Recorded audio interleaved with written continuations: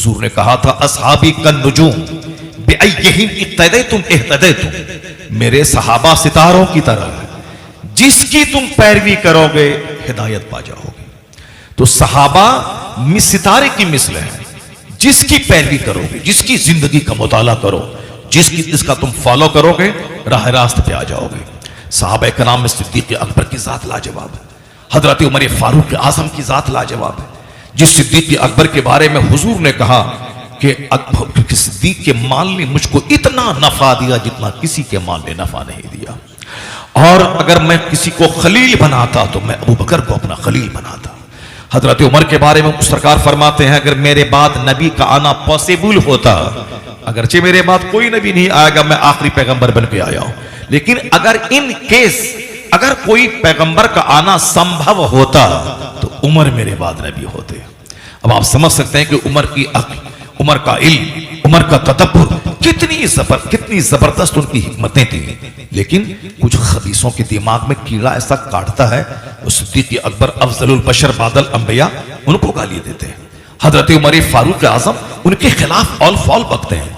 हजरत उस्मान गनी जो साहिबे हिजरतैन है, जिन्होंने पहली हिजरत हबशा की तरफ की, दूसरी हिजरत मदीना की तरफ की, साहिबे हिजरतैन, माल सारी दौलत छोड़ के अल्लाह की राह में वतन छोड़ के चला जाना, इसे एक हिजरत कहते हैं।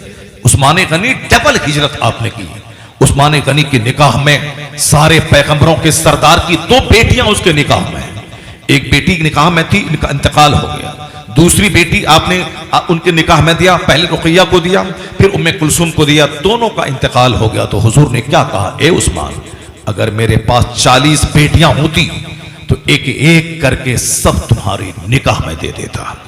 कितना एतमाद था पैगंबर आजम अलैहिस्सलाम को हजरत उस्मान गनी पे।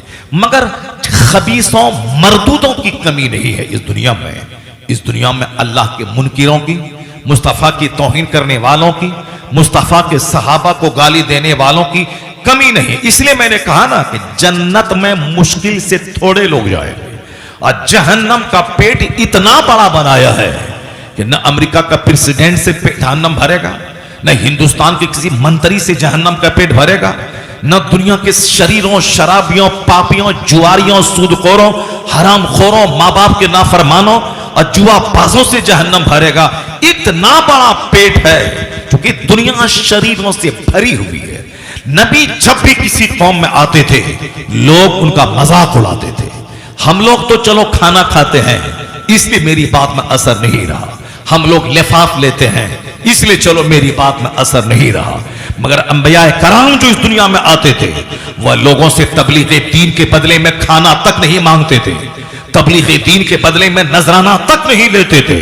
वो कहते थे ला उरीदु मिनकुम, मैं तुमसे इसका कोई बदला नहीं मांगता हूं।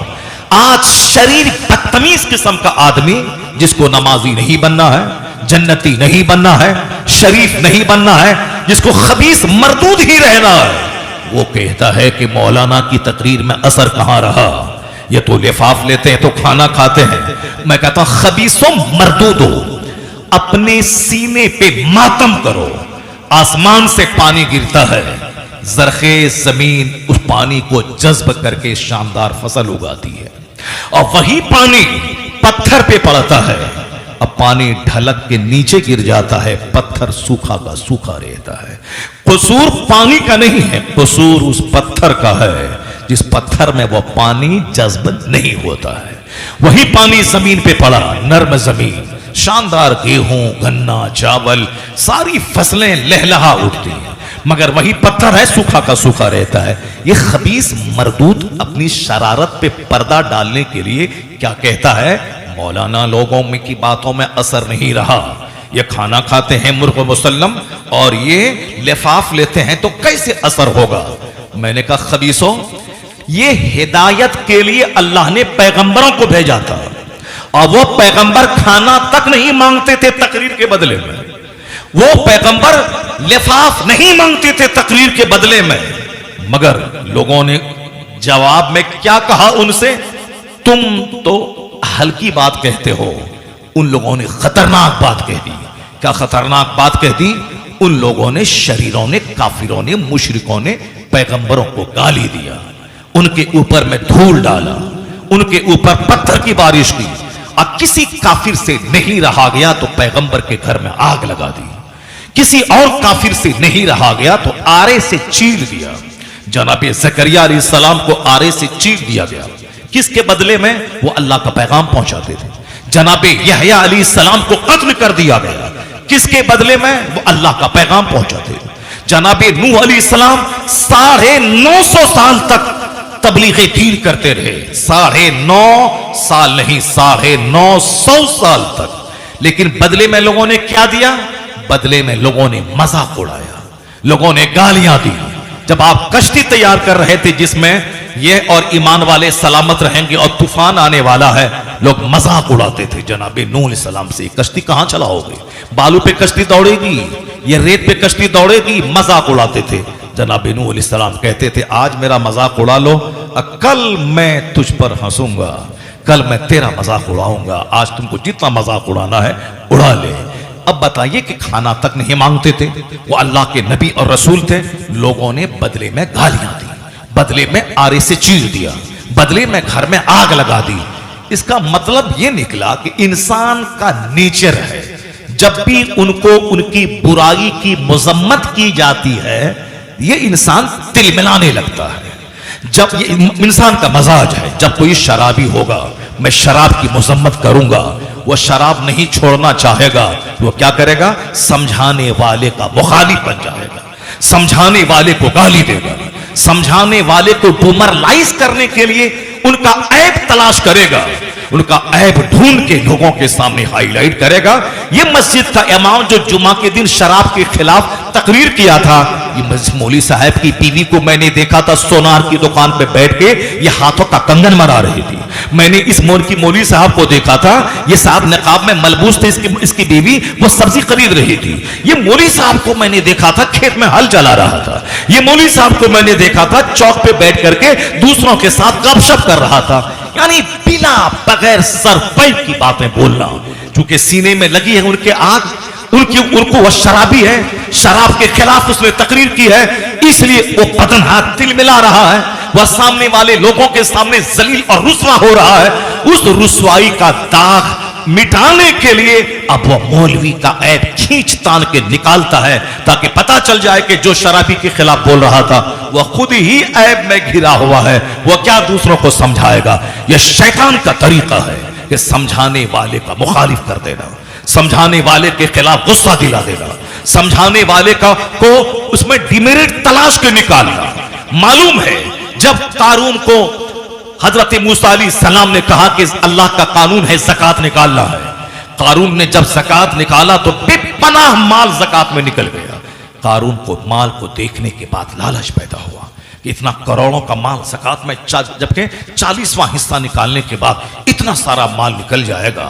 तो अब कारून के दिमाग में ये एक शैतान ने सुझाया कि जो पैगंबर मूसा अलैहिस्सलाम तुम्हें अल्लाह का कानून बता रहे हैं, इन पर ऐब लगा दो, इनको रुस्वा कर दो, ताकि फिर दोबारा ये ज़कात के बारे में बोलेंगे नहीं और इतना करोड़ों का माल ज़कात में निकलेगा नहीं। तो उन्होंने खरीदा एक फाहिशा औरत को, हम मीटिंग करेंगे, बनी इसराइल को जमा करेंगे और उस बनी इसराइल के महफिल में जनाब मूसा अलैहिस्सलाम को बुलाएंगे, वो हमको समझाने के लिए बोलेंगे और तुम खड़ी होके पूरे भरे मजमे में कह देना कि ये जो सबको समझा रहा है इसने मेरे साथ बदकारी किया है, तो तुमको उसके बदले में ढेर सारा माल और पैसा देंगे। मैं समाज का मजाज बता रहा हूं, मैं समाज के हालात पे एक तनकीद कर रहा हूं। आज जो लोग आलिमों के खिलाफ, आज जो लोग खुतबे जुमा के खिलाफ, जो लोग तकरीरों के खिलाफ बोलते हैं, साहब मैं उनको कह रहा हूं कि ये लोग किसी जनाकार जो समाज का चौधरी है उसके खिलाफ कोई तहरीक नहीं छेड़ता। जो समाज के शराबी, जो अपने दोस्तों यारों के साथ शराब की भट्टी में बैठकर रोजाना शराब पीता है, उसके खिलाफ ये नहीं बोलता है कि इनकी बेटी की शादी में नहीं जाएंगे, इनके घर के सोफे पे नहीं बैठेंगे, ये शराबी है, इसके अंग अंग में शराब है। जबकि हदीस में आया है कि एक बूंद शराब अगर किसी के बदन में दाखिल हो जाए तो उसकी कोई दुआ कबूल नहीं, कोई नेक अमल कबूल नहीं होता। अगर उसी हालत में मर जाए तो उस पर जन्नत की खुशबू हराम हो जाती है। उसी हालत में अगर वह मर जाए जन्नत की खुशबू हराम हो जाती है। लेकिन नानी मरे किसी की जो उस शराबी के खिलाफ बोले, मैं इसके घर में नहीं जाऊंगा, मैं इसके सोफा पे नहीं बैठूंगा, मैं इसकी बेटी की शादी में शरीक नहीं होऊंगा, नहीं, क्योंकि वहां डर है। वो शराबी प्रधान है, वो शराबी गांव का वार्ड कमिश्नर है, वो शराबी गांव का अरबपति है, वो शराबी गांव का जमींदार है। मगर ये मस्जिद का मौलवी साहब, ये तो 10,000 कमाने वाला गरीब मौलवी है, ये अगर कुछ बोला शराब के खिलाफ, ज़िना के खिलाफ, सूद के खिलाफ साहब, तो अब उनके खिलाफ तरह तरह के ऐब, हर चाय की दुकान पे ऐब निकाले जाते हैं। जो ऐब का पुतला है उसके खिलाफ नहीं बोलता, क्यों? वो 2-4 जूता मार के चेहरा लाल कर देगा, और ये गरीब मौलवी तो कुछ कर नहीं पाएगा। इसलिए चाय की दुकान पे उनके खिलाफ, पान की दुकान पे उनके खिलाफ साहब एक तहरीक चल रही है। सुनो, ये पुराना दस्तूर है शरीरों का, उन्होंने पैगंबरों को नहीं छोड़ा, पैगंबरों के घर में आग लगा दी, पैगंबरों की गर्दनों पे छुरी चला दी। अल्लाह रब्बुल इज्जत क्या कहता है? सूरह यासीन में आया है, या हसरतन अलल इबाद, अफसोस है बंदों पर। ए लड़का, जरा उसको बोलो, वो टोपी वाला कहां जा रहा है?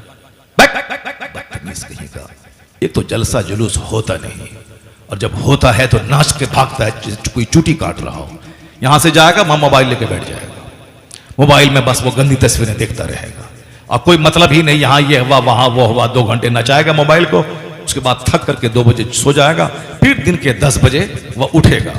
आया है हदीस में कि वह लोग जो दिन में दूसरों का मुंह तकते हैं गधों की तरह जीते हैं, और रात में मुर्दार की तरह सो जाते हैं।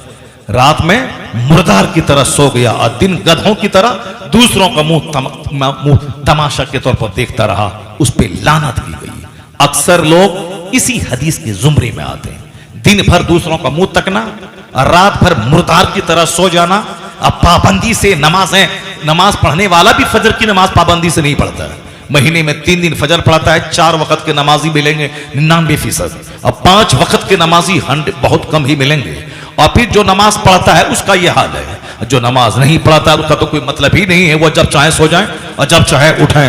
हदीस में आया है, लानत है उस पर जो रात मुर्दार की तरह सो जाता हो, जैसे मरा हुआ पड़ गया, और दिन गधों की तरह, गधा जैसे खींचता है, गधा काम क्या करता है, वो गधे के ऊपर में कपड़ा लादा जाता है, उसको धोबी के घाट पे ले जाया जाता है, उस पर मिट्टी लोट के जाता है, उस पर पत्थर लादा जाता है, यानी दिन भर गधा मेहनत करता रहता है, चक्की चक्की के इर्द गिर्द घूमता रहता है, और उससे बोझ ढोता रहता है। और गधा नंबर 1 यानी बेवकूफ जानवर है, वो 100 साल तक भी जिंदा रहे, वो धोबी के घर पे आता है तो घाट का रास्ता भूल जाता है, और घाट पे जाता है तो धोबी के घर का रास्ता भूल जाता है। ये गधा का मतलब ही होता है बेवकूफ जानवर है। हदीस में आया है, जो दिन गधों की तरह जीता हो, खूब मेहनत करता हो, खेत में खलियान में मारे फिरता हो, कहां से पैसा मिले, यहां से पैसा, वहां से पैसा, वहां से पैसा, वहां से पैसा, कभी दुकान पे हाटर लेना, माल पहुंचाना, रात भर जागना, फजर छूटे, जोहर छूटे, असर छूटे, मगरिब छूटे, ईशा छूटे, माल चाहिए, माल चाहिए, माल चाहिए, यानी गधों की तरह दिन गुजारा।